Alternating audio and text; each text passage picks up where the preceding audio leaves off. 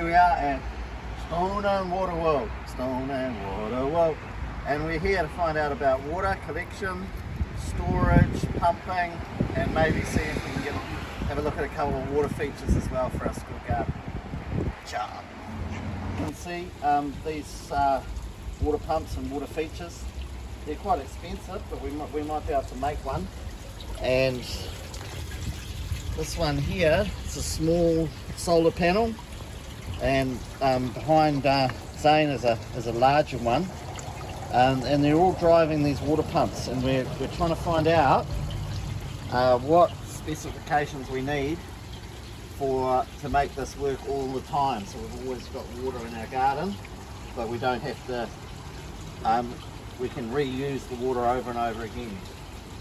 See, in this area here, the water is being recycled around and it's being used to grow stuff.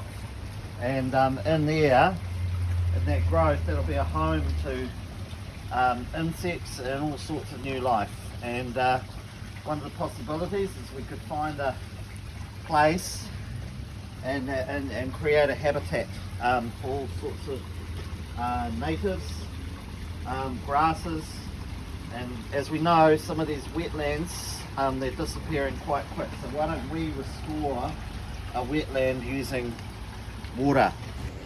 We won't be using this this monument here because you can see that this person's off their face. So here we are, and we're being shown around Stone and Waterworld. We just want to know what kinds of pumps power something like this system here. What kind of pump? Cool, so they're all fully submersible water pumps, so we don't do inline pumps, so that means they need to be in the water at all times. So for something like this, with the type of lift that it has, you'll need a 2,400 litre per hour pump, so it lifts just over 2 metres, and you can see the type of flow that comes out there.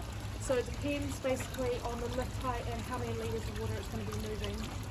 Okay, we're obviously wanting to move ours around at about 2 metres tall. So we're going to pump it up and around. And what kind of pump did you say we needed? So they're submersible pumps. Submersible, Yeah. and what's the PSI, the pressure, water pressure required? Oh, so the litres per hour. So basically we'll work out the height first, and then we go from there. Okay. So basically the height and the distance, so each linear metre is an extra 10 centimetres to the height. Okay, so there's a calculation we need to make there. How's this pump powered?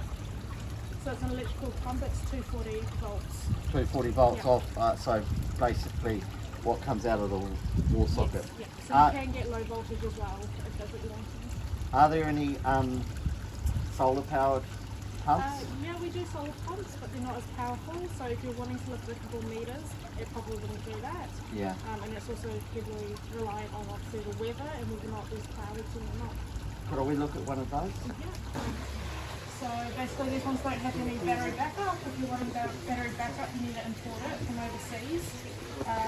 If any more than 60% of the solar panel itself is covered, then basically it's not going to work. It needs ideally full sun in order to work. Right. Flexi hose, or we've got the clear pipe. In most cases we use the black flexi hose because it can't get kinked or anything, so it doesn't block any of the water flow. Which is the better pipe? The black flexi hose. Yeah.